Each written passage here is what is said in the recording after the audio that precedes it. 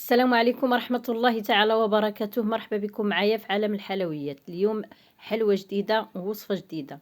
اليوم ان شاء الله باذن الله بغيت نشارك معكم واحد الدواز اتاي بريستيج اللي كيجي البنات روعة، لا في الشكل ولا في المذاق، كيجي يا سلام، والمقادير متوفرة في كل بيت. تبعوا معايا الفيديو من الاول حتى الاخير. الله يجازيكم، واللايك واشتراك، واللي دخل عند عالم الحلويات يخلي لها واحد الكومنتير ويتفاعل معاها فضلا وليس امرا. شكرا لكم بزاف على الحضور ديالكم وعلى التفاعل ديالكم معايا. الله يجازيكم بالخير. حليوه كتجي من داكشي الرفيع البنات، كتجي روعه. ها انتم معلكه ومرمله غزاله بزاف، ولا كما قلت لكم المقادير بسيطه جدا. يلا ندوزو للمقادير والتحضير، وما نساو الصلاه على نبينا. اللهم صل وسلم وبارك على سيدنا محمد. بسم الله على بركه الله. انتم معايا. مرحبا بالناس القدام والجداد، شكرا لكم. ندوزو ان شاء الله للمقادير. عندي هنا البول ديالي، حطيت فيه 100 غرام ديال الزبده. الزبده اللي كتفضلوا ديروها. الا كنتو في الختيار ديروا الزبده من اصل حيواني، كتجي بنينه في الحلوى. وكنزيد عليها واحد نص كاس ديال سنيده، كيس ديال الفاني،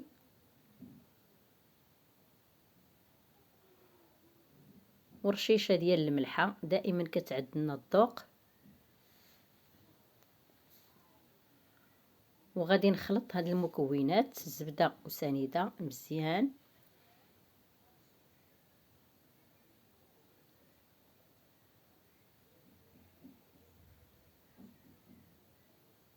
الزبده دائما تكون بحراره المطبخ باش تساعدكم في العجين ديالكم، ما كتبقاش مقوقه.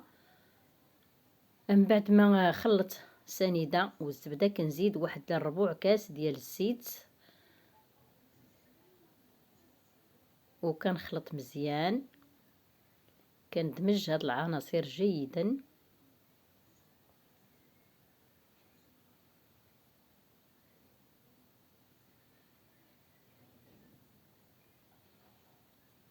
وكنزيد بيضه البنات على هاد المكونات، بيضه واحده فقط.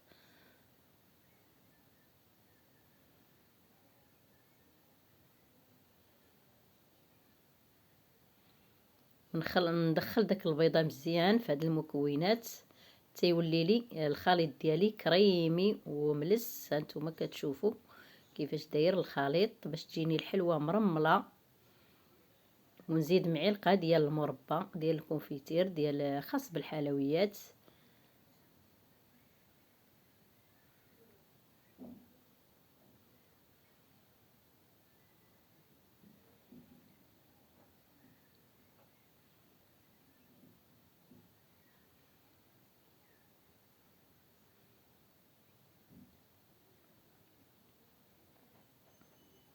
صافي يا البنات، غادي نبقى نزيد الدقيق غير بشويه. عندي هنا الكاس الاول، وغادي نزيد كيس ديال الخميره الحلويات. ما غاديش نديرو كله، غادي ندير غير النص ديالو، نص ديال الكيس من فئه 8 غرام.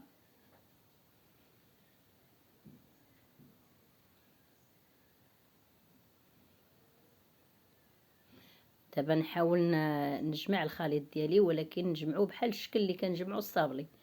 دائما هي كنجمعوا بالريوس ديال صوابعنا، ما نخلطوش مزيان باش ما ندلكوش العجين ديالنا. كنزيد الكاس الثاني ديال الدقيق، يكون من نوعيه جيده.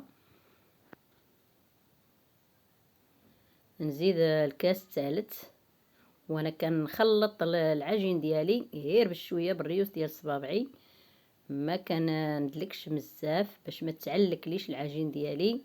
بغيت الحلوه تجيني مرمله البنات، واحتفظوا على العجين بحال اللي كتعجنوا الصابلي.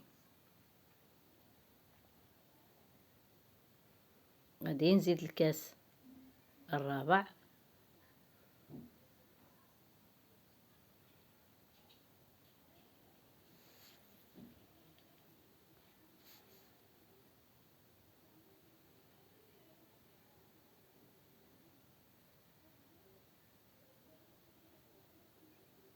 كندخل غير بشويه الدقيق ديالي في العجين باش ما كتعلكليش العجينه وكتطلق لي الزيت.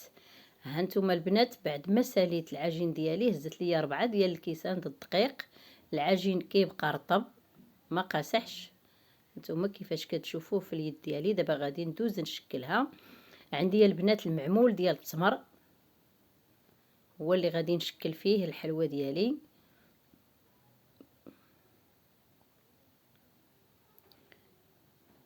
كندير في المعمول ورك عليها مزيان باش كتعطيني داك الشريطات ديال المعمول. اهو كتحيد بسهوله.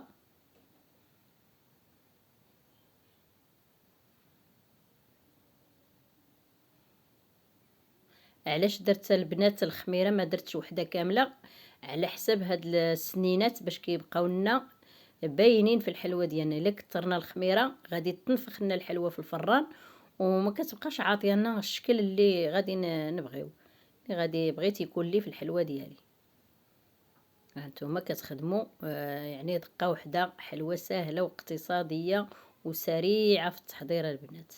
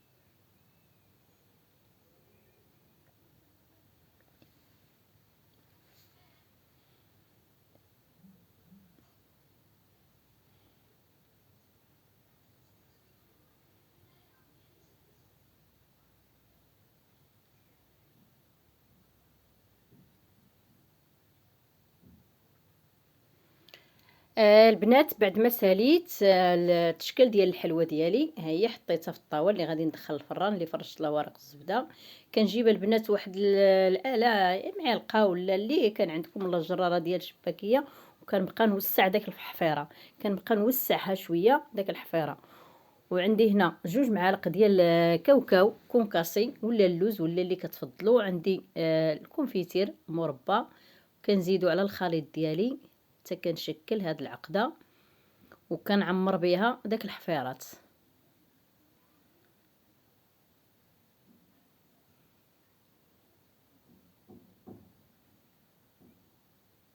هانتوما كنعمر هاد الحفيره. التشكيله ساهله وكيجي حليوه زوينه والتشكيله كتجي رائعه.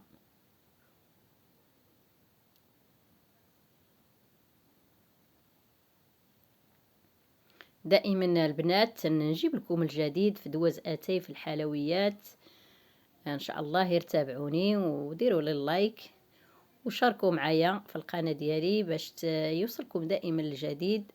وشكرا لكم بزاف، شكرا، الله يجازيكم بالخير. من بعد غادي نعمر هاد الحفيرات كلهم، غادي نعمرهم والفران راه عندي مشعول على 180 درجه دائما. مني كندخل الحلوه ديالي دائما نقص الفران وكنحطها في الرف التحتاني والعافيه تحت منا كي كتبقى الذهب لي مع الجناب وكتحمر. كنشعل عليها الفوق ونخليها تحمر لي. وها الحلوه ديالي كيفاش جات مني خرجتها كتجي حمراء مذهبه البنات. راه غير الضو ضارب فيها كتجي كيما حمراء كيما التحت كيما الفوق ومعلكه بداك المربى والكاوكاو اللي درنا. وان شاء الله يكون الفيديو ديالي عجبكم وعجبتكم هاد الحلوه وشكرا لكم بزاف. والحليوه ديالي هنا كمل الفيديو ديالي وهنا غادي نخليكم وبسلامه عليكم. نتلاقى معكم في الفيديو الجاي ان شاء الله باذن الله. يلا مع السلامه وشكرا لكم بزاف.